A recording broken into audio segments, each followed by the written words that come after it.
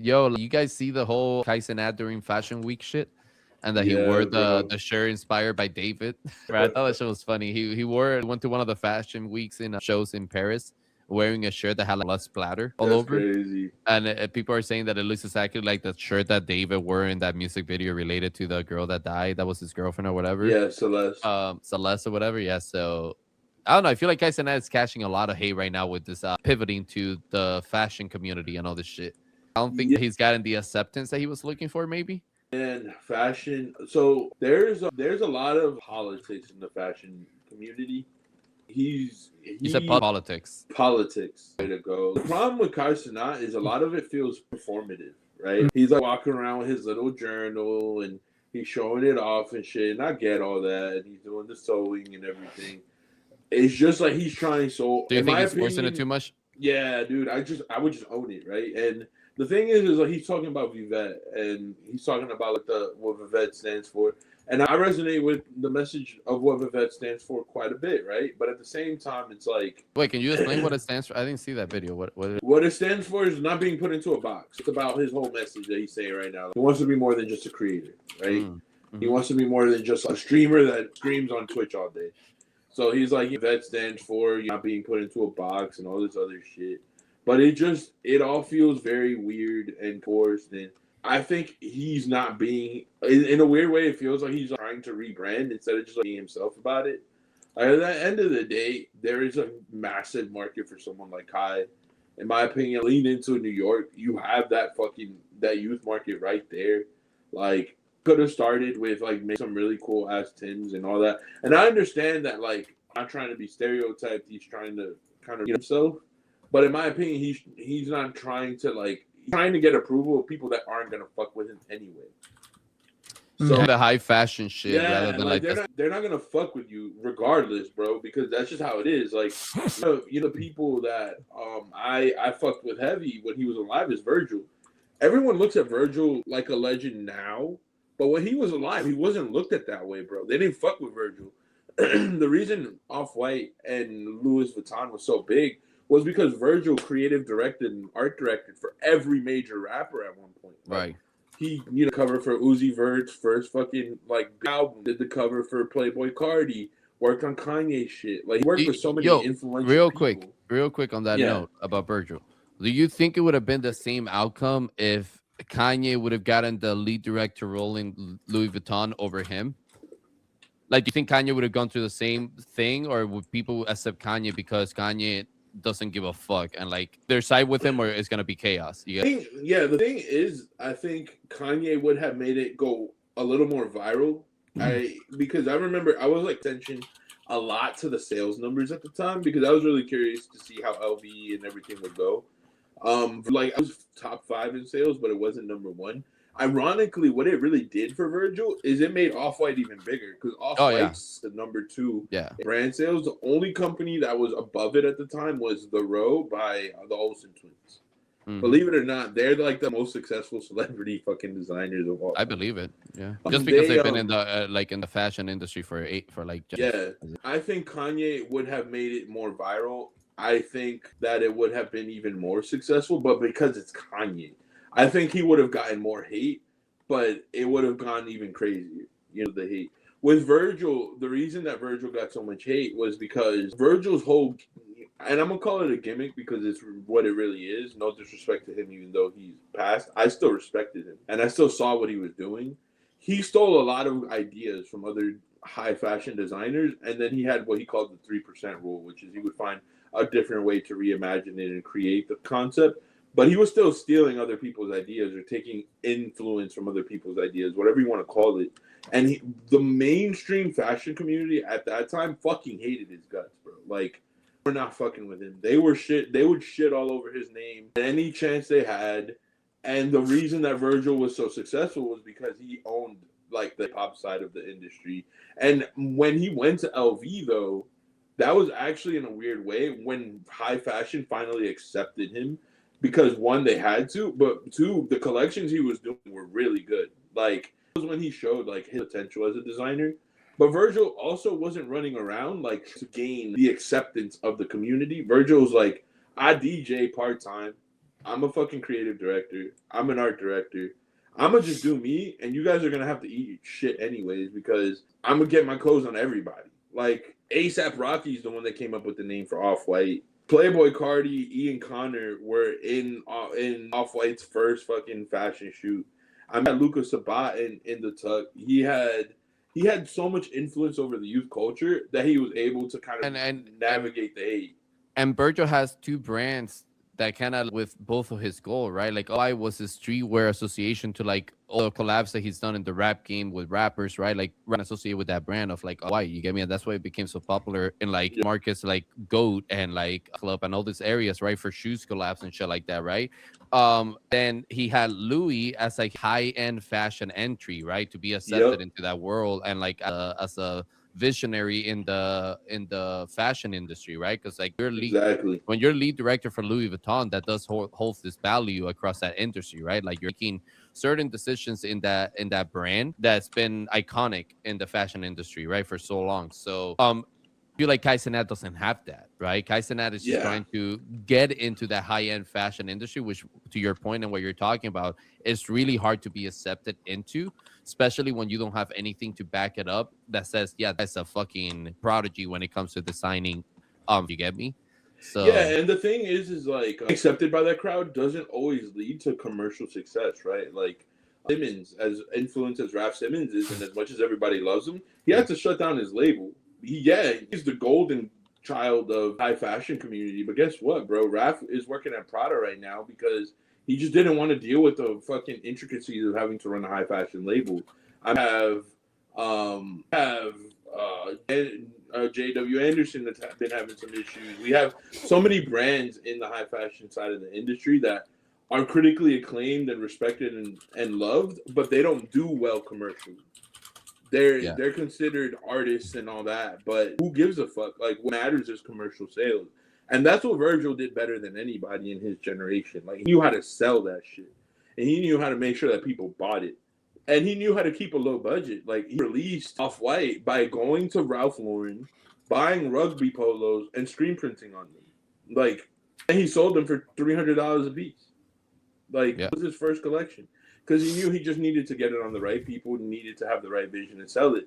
In my opinion, that's what I should be just focusing on. Like, you just focus on the fact that I'm one of the most connected individuals on fucking planet Earth, and let me just put my drip on them and have really good branding, and then make my money, make my sales, and just scale up from there.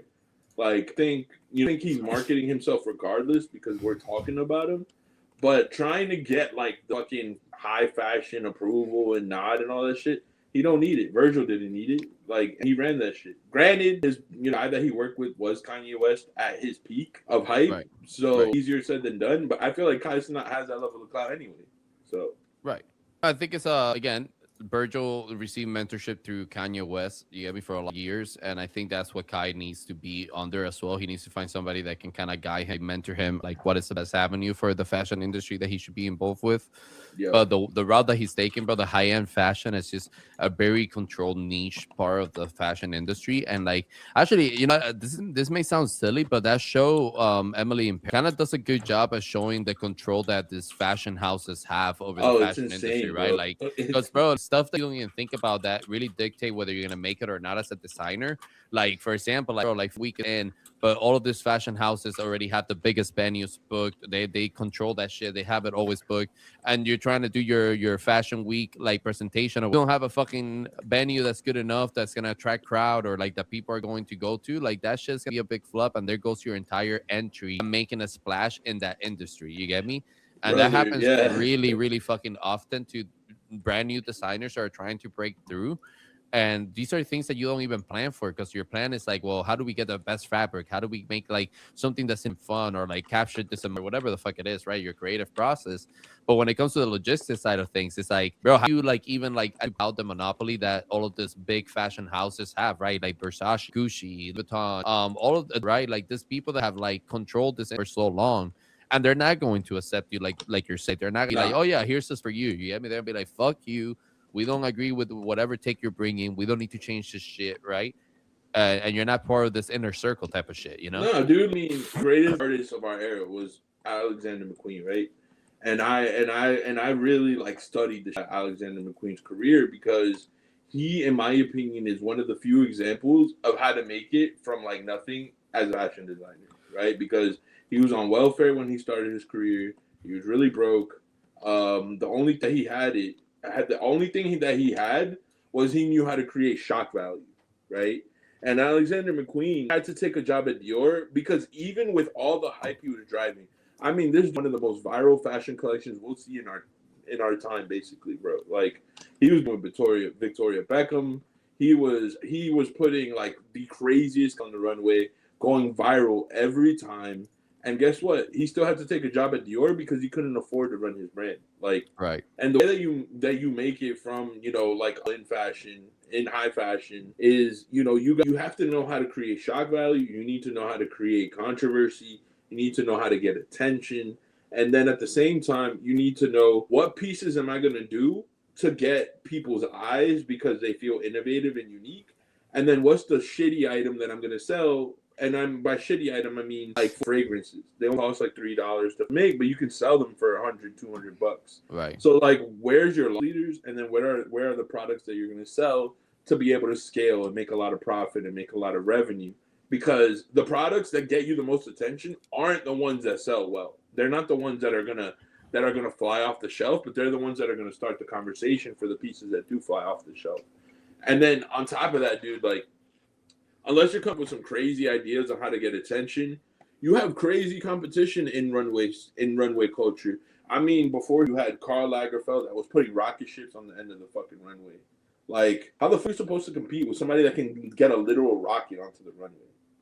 Then you have then you have fucking like Eddie Slimane. Elon Musk, we need you. Yeah, bro. Like Eddie Slimane, when Eddie comes out, like at one point, dude rented out a fucking castle and had the runway in a castle. Like, and I'm talking about like not a rinky castle. I'm talking about like I need to the proper name of it, but I'm talking about like a historical castle kings and queens used to live in shit. Yeah, like Magic Like, Kingdom Castle type of yeah, shit. and like that's what's happening. So I mean, dude, when you're up against Saint Laurent, Dior, Gucci, Right. you're talking about an endless budget. So I love Kai's ambition, and I think that he'll, in the long run, if he sticks with it, he'll figure it out. Virgil started off fucking camcorder in a room where he just recreated like a scene from a movie that he thought was really cool. Like, the is always very cool. But this shit right now, I feel like he's alienating his audience a little bit because he's trying to act like he's coming from the bottom, and he's not. And Kanye and Virgil never acted like they were coming from the bottom. They understood the culture. They showed respect to the art, but they also didn't look for approval. They just did their shit. Yeah. Yeah, I think it's very unrealistic for Kai to be acting like. I mean, we all know that's a cushion to fall back on, right? Like, so it's not like if he feels that this is gonna hurt in any way, other than his ego or like his personality. You get me? But he definitely has a cushion to fall behind on, right? I think, to that point, I don't think he needs to be trying so hard to like be accepted or be something he's not. You get me? Listen, man, I'm all about like growing as a person, all that stuff, and like learning from experiences, like changing lifestyles and all that stuff if needed, and that's what you want to do. But I agree with you, right? Like, don't make it forceful. Like, actually respect it, right? To learn from it, be humble about it, right? Like, and just like understand where you're coming from, right? Like, you don't. I feel like there's two roads in this direction for him. He's either gonna try and it's gonna fail, and after he fails, he's gonna give up on it. He's just gonna go back to doing his thing, or he's gonna try, he's gonna fail, continue to try and like work on it. He figures out his grooves and be successful at it, right? Which he has the history of doing that because Guy did come up from nothing and became a popular streamer, right? But now he's going into a new industry with a big cushion behind him when he's like a multimillionaire, right? So I don't think there's a need to be acting like, oh yeah, I'm here with my little journal going to Fashion Week, bro. Like be you and like do your shit. I think he could have been building this whole fashion thing a little bit more in silent and be more vocal about it when he actually had like portfolios to show, like, being both with like some type of PME. This whole like blogging my experience through it to me is like not real enough. Again, we all know that you have a big cushion to fall behind on. Yeah, I mean, so as I seem your new journey for the fashion industry, it's not genuine enough in my opinion. And it's very odd because like I was very fortunate in being able to watch like the Kanye ascent fashion very closely, and Virgil and all them. Like, bro, they had an army, right? Like, there's a lot of people that don't get mentioned, but these guys, I mean, Kanye had called the School of Donda, right? And Donda was essentially like an artist collective. You had Jerry Lorenzo, who's now the creative director of Fear of God. You had Aaron Preston, who he worked with. I'm forgetting who, but he has a pretty successful brand. Virgil. So we're going Jerry Lorenzo from Fear of God, Virgil from Off White, Matthew Williams, who ended up fucking creating a brand called Aleeks, and he ended up creative directing for I think it was Burberry for some time. Then we end up with he had the guy who was running Tisa. I'm forgetting his name, but then who else? Like he literally at the same time he has Rocky coming in underneath him, Little Yachty coming in. All these young artists that are coming in underneath him, wearing the merch, doing the shit that he's doing. He has Ian Connor, who was at the time was one of the biggest stylists for the rap era. Like this guy was the Kardashians, the Jenners, all of them. You know, during peak kind of like internet. Shane Gonzalez from fucking Midnight Studios. Like, bro, listen to how many names I just mentioned. Right. Like Travis Scott coming up. This is all the access that Virgil and Kanye had during that era. They weren't trying to do some shit where it's like, yeah, let me start my little fashion house. They were pulling up with an army, bro. Like then ASAP got them Playboy Cardi. Like, I mean, shit. They've basically become a top 5 artist in their field in the last decade. Right. Like that's what it for Virgil and Kanye to break into fucking mainstream fashion, like high fashion. Yeah, like, it took a lot. So it's like you trying to approach it. I'm just like humble student. And I'm trying to be cute with my son. Like, bro, you can't. I know you're not trying to lose your audience, but then the industry that you're trying to get into, that's not enough ammo, bro. Like, you need all of it. You need Mr. Beast all of a sudden finding some sort of drippy ass stylist and being on your side. You need to get like everybody in the game like on your side to make this level of a fucking impact. Like the kind of impact you would want to make. Like you need all the help. It takes a fucking village to be able to break into that shit. Like the politics are. That's facts, bro. It's crazy, man. But we'll see how it goes, man. We'll see where it leads to. I mean, hopefully he develops some cool shit, you know, and like there's some cool shit. But from what I've seen so far, like I seen some meme. I saw the meme of him like as an accordion. He wear those weird ass pants that look like accordion. Yeah. Yeah. But comes out of it, man. You know, wish him best, and we'll see what he comes out with this whole fashion run that he's doing. Yeah, and the Matthew Williams created for Givenchy. That's what it was. It wasn't for what? Givenchy. Oh, gotcha. Yeah, and then before he was hanging out with Ricardo Tisci, like, bro, this motherfucker needs to be putting in the work. Maybe that was the point he was trying to get connected, but I don't know. You got a lot of work ahead of him. But yeah, I'm gonna stop. We'll see what it leads to.